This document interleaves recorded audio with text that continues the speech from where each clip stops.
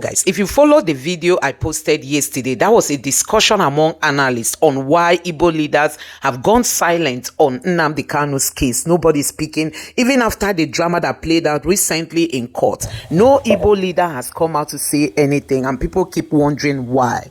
Anyway, Senator Abaribe is one of those people who spoke then, but people are still wondering why he's now silent. This is one of the things that Senator Abaribe said that makes a whole lot of sense, especially to the Southeasterners. Take a look. How can you, I repeat, how can you leave people who have been able to shoot down a military aircraft and you don't call them terrorists? And you now say, oh, these ones who are running around here are terrorists and you will never talk to them. Yet, you are talking to those who shot down an aircraft. And so that is where the problem is.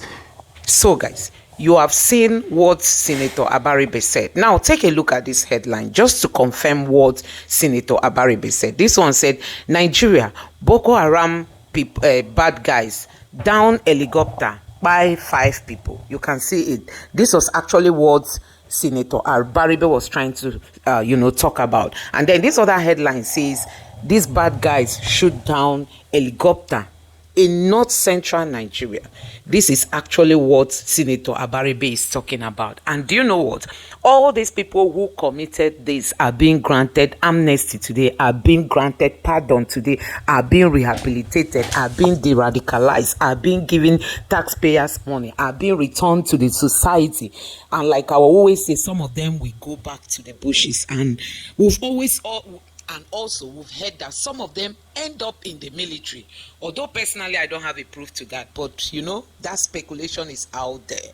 And one keeps wondering, how come did the Nigeria state come up with a new charge of charging Nnamdi Kanu with terrorism, even though he has never been caught with a gun? But people who committed all these things, are let loose. Anyway, let me allow you to take a look at everything Senator Abaribe said in this video. Take a look.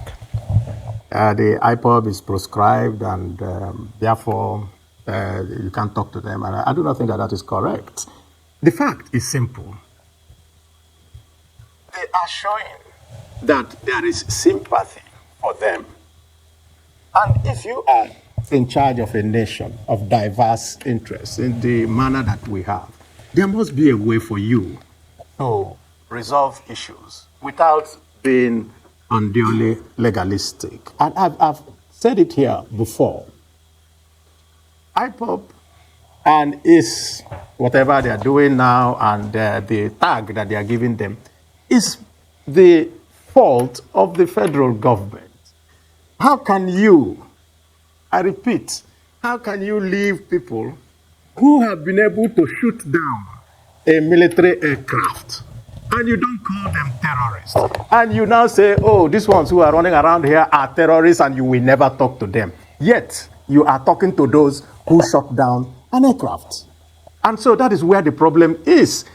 If the government is interested in having peace in our land, which is the first order of business of a government, which is the welfare and security of our people, then the Constitution, you have to explore all options. You don't write off one option and say, we won't do it. You write it off, the matter continues the way it is. Who loses?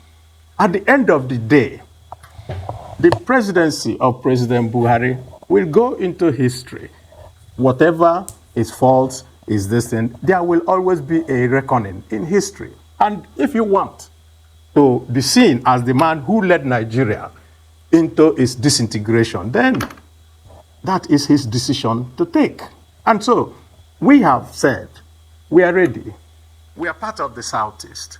We know some of the people who we can all bring together, governors, Ohanese, clergymen, everybody, and say, let's talk. And we have always said that. When I came here last time, I also said the same thing. I said, let's talk. Why wouldn't we talk?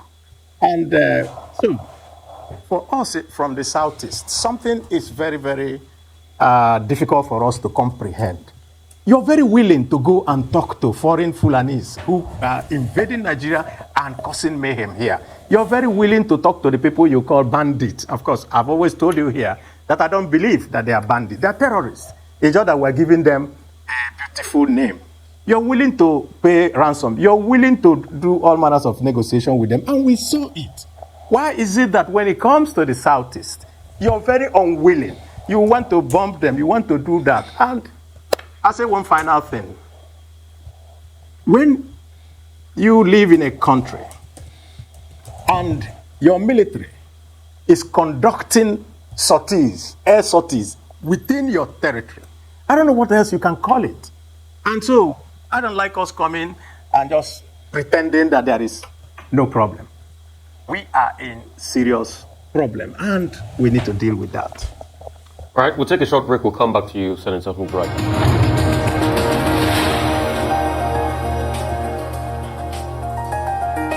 All right, welcome back to the morning show right here on the Rise News channel. We still have Senator Enyinnaya Abaribe, Senate Minority Leader, former Governor of Abia State, and we're talking about a lot of issues as regards the southeast of Nigeria. So I want to talk about Igbo presidency. Since the last time, I think we talked about possibilities of people that might be running. You have not been able to say anything as regards your intention for that. But it looks as though there's been a lull as regards that conversation. I mean, it's not the buzzword in media any longer. We don't hear it. Nobody talks about it. When we talk about the East now, we talk about the conflicts and things happening in the East, the insecurity.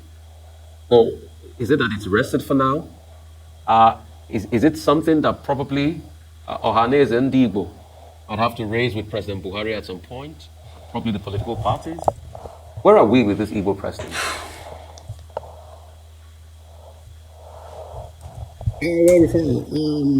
First of all, running for any office, you have to do it within the milieu of a political party, especially as the fact that we do not have independent candidates. Two, let me borrow the words of my good friend Peter Obi, who said that Nigeria is an engine of a vehicle that has knocked. And once that you don't go and look for a driver for a knocked engine, because the vehicle will not move. So what you need is a mechanic, a good one that can repair the engine. And I think that there are very good mechanics in the Southeast, just like there are mechanics everywhere, but very good mechanics in the Southeast. What has led to what you think is a lull is that both parties are going through a period of getting the party leadership set. And it is only after that that you will now see people come out to say, I would like to put my heart in the ring. And I think that it's a process that we're going to see in the next few months. As for myself, I do not think that those who are doing the job of presidency today are much better than me. So when the time comes, I will let you know, Rufai, whether I will do much more better. But like I said, the best mechanics are in the Southeast. Okay, thank you. Well, okay, a number of issues that you addressed at that Southeast Caucus meeting. One of them is the sit-at-home order and all of that. The other is the Nnamdi Kanu case. The meeting resolved that a committee will be set up to engage with federal government stakeholders to find a solution to the continued detention of Mazi Nnamdi Kanu, and that the Southeast Caucus will report back to Indigo on a regular basis. Now, when is that committee going to be set up, and what kind of intervention is the Southeast Caucus going to bring forward, considering that the matter is already in court? The second thing that was considered also was the attack on that command secondary school in Nkube, Njaba local government area of Imo State. Students who were not allowed to write their English papers in the current ongoing school leaving certificate examination.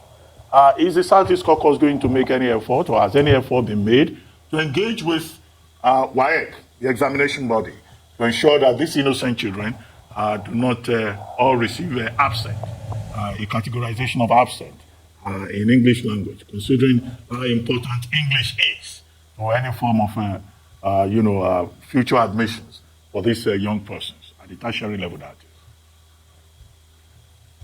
Yes, I know that there is an Ohaneze committee that is engaging with that is trying to find what are the alternatives that we can make for these innocent children. They are innocent. They don't have anything to do with all these things, and they are suffering for it. As for the fact of what happened in Njaba local government, the real worry for everyone was that this sit-at-home had been called off. So we do not know who decided that day to go and visit this type of injustice on the poor children who are looking to their future.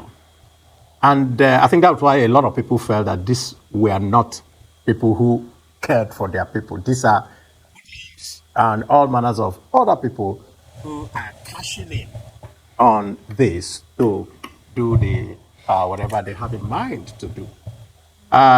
It's also possible that those who want to discredit another group may decide that, okay, let us also go to do this and blame it on that group. And so there are just too many scenarios that you can run. But all we are interested in is making sure that this does not happen again. So we are interfacing with Ohanese, we are interfacing with the clergy to be sure that we find out. We're also interfacing with the governors because they also have superior information than us about what is going on and how we can tackle it. And I think that at the end of our deliberations, we will do so. We're having another meeting when we come in next week, and I think that by the time we have that meeting, that particular committee will have been set up. We're not going to announce the committee because it's unnecessary. What we're going to do is just to meet with the authorities, because this is a back channel movements we're going to do. And when we do that, and if the outcomes, we have to regularly tell our people this is where we are at the moment and this is where we're going. As for the fact of having some legal impediments, we know that you can talk even while you're in court. People, I think lawyers do it every time. You can decide, okay, let us go out of court and settle. So the fact that something is in court does not mean that you cannot discuss it or that you're precluded from having reaching some kind of agreement on it. We are all Nigerians. We are all citizens of this country, and we all have the same protection under the law, and that's what we want to make sure that everyone gets. You remember, initially, when they wanted to try Nnamdi Kanu, the question of jurisdiction came in, and it's very important in a criminal trial. They said Nnamdi Kanu was sentenced in UK. That was when Nnamdi Kanu said, okay, since this thing was committed in the UK, then you don't have jurisdiction to try me. It was at that point the federal government now removed UK part of this matter. They removed it. They are not talking about it again. Are you getting what I'm saying? Now, they have brought it back here, and then when the lawyers raised the issue of rendition, the federal government now discovered that they have committed. And remember very well that at the appeal court, Michael Zokeme, he quashed the 15 count charges against Nnamdi Kanu. It's on record. So having quashed it, the federal government now started shopping for other evidences to indict Nnamdi Kanu. When the 15 count charges you are brought before the court have been quashed, please, what else are you looking for? Michael Zekome, he quashed it in the court. Everybody saw it. The man even knelt down and prayed to God and congratulated God for helping him to overcome this hurdle. Okay. So since that time, they have been shopping from one, this thing to the other. That means the federal government is not even sure of what they are pursuing. All right, Barrister, let me stay with you. We've talked the law of it. Let's look at the politics of the whole trial of Nnamdi Kanu. There's an angle I want us to look at. If you put everything together that has happened since the rendition and the incarceration of Nnamdi Kanu, does it look like the Igbo nation has abandoned them? We don't see governors, we don't hear governors talking about release of Nnamdi. We don't see the Igbo intelligentsia wade into it, either behind closed doors or in the open. We don't see Ohanese. The only statement they make is quite political. Does it look like he's been abandoned by his own people? I don't think so. Mr. Okoro, I don't think so. No, I'm just asking. It's not that we are following, they are pushing the Igbos to become aggressive and all that in whenever they want to, demand for anything. It's not in our culture. I know some people who would have been carrying dagger, cutlass, and gun whenever this matter come up and insisting that their son should be. It's not in our culture.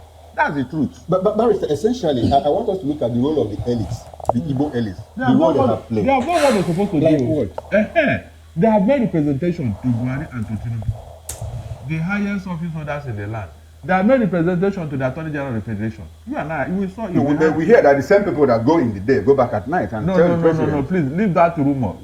Is it rumor? Talk of what you can attest to. IPOB itself has alleged that, look, there are governors behind the incarceration of Nnamdi. Did you don't believe all of those see things? when they went in the night?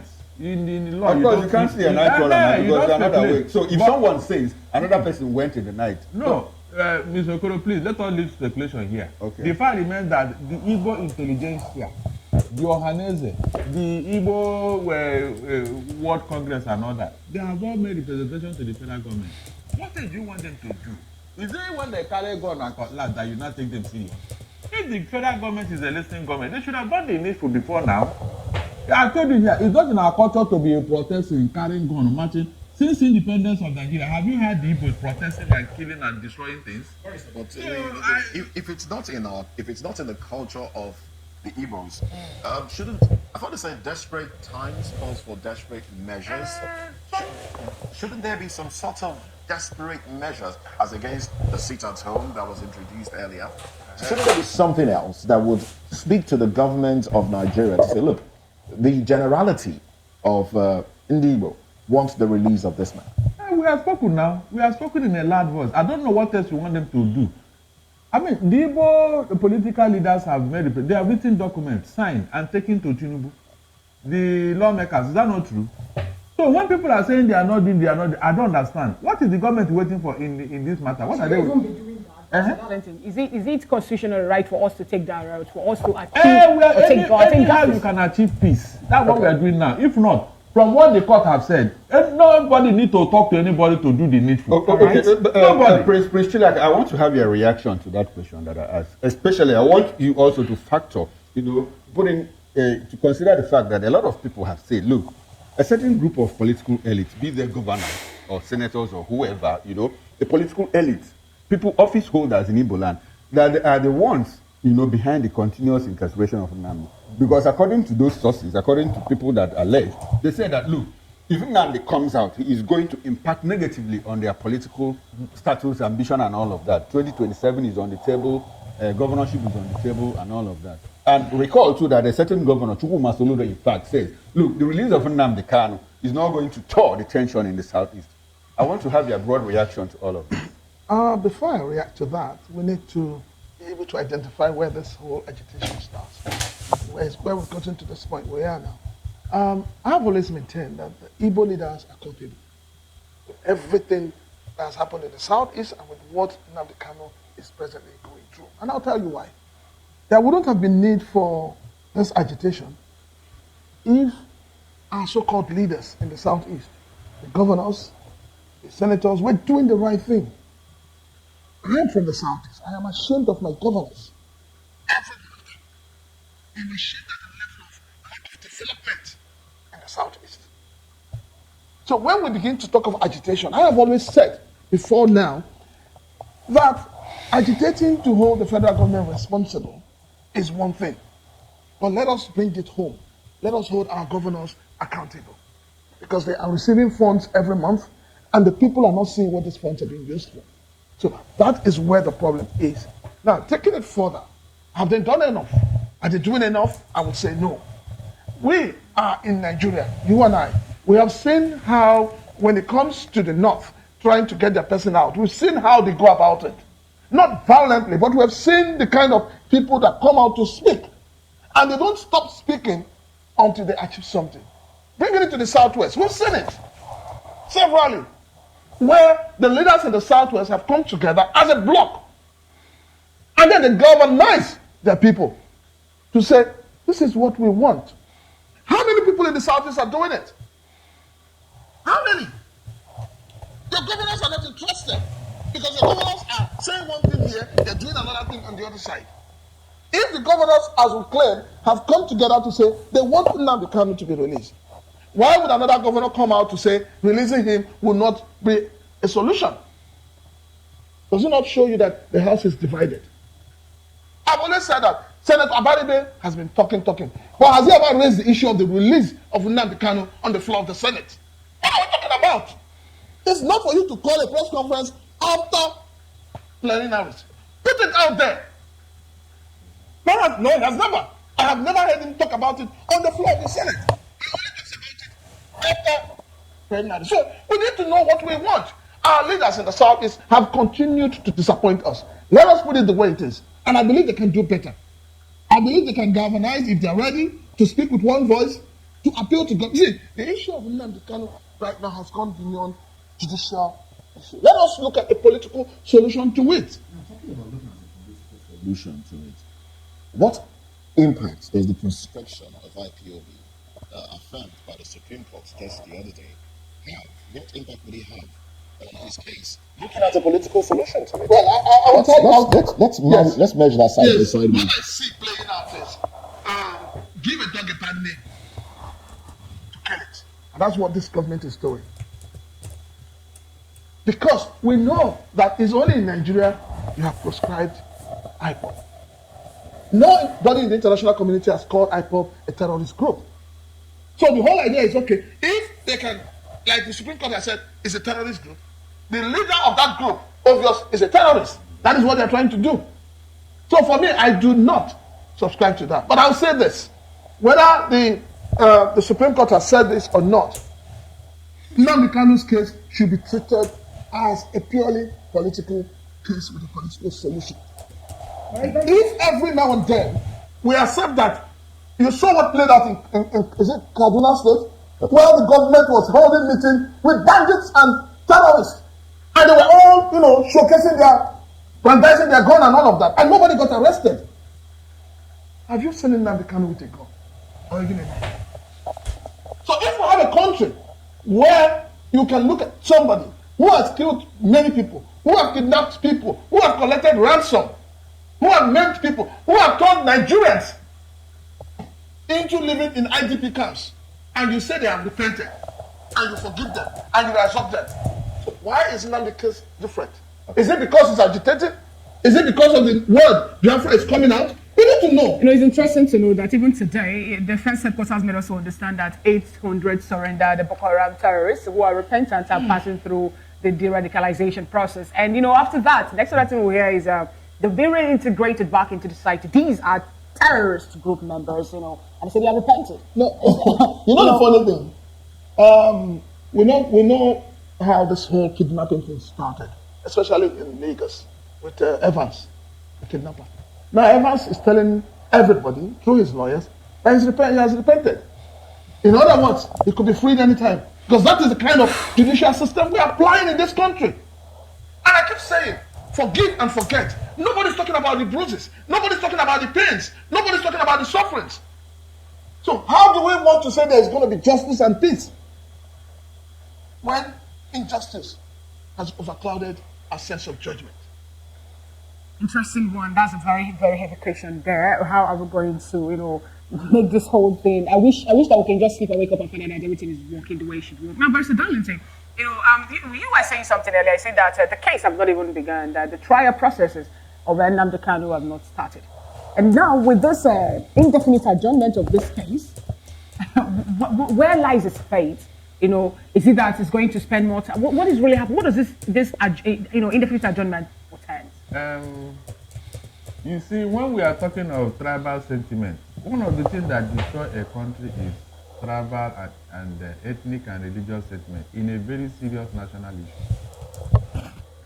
You and I know very well that if Tinubu have not come to power, Sunday Igboho and Shawore wouldn't have been released. Because it was when he came into power, I think a month after that this thing happened. Is that not true? When Buhari was in power, of course, his kinsmen, they were having a free day. Whatever they are doing, nobody bothers and all that. Dasuki has been released. Bawa has been released. Even this other guy, almost like a what's that? Wadume. Just name them. It's like when my man is in power, it's like having Abraham in heaven, so you can't go to hell.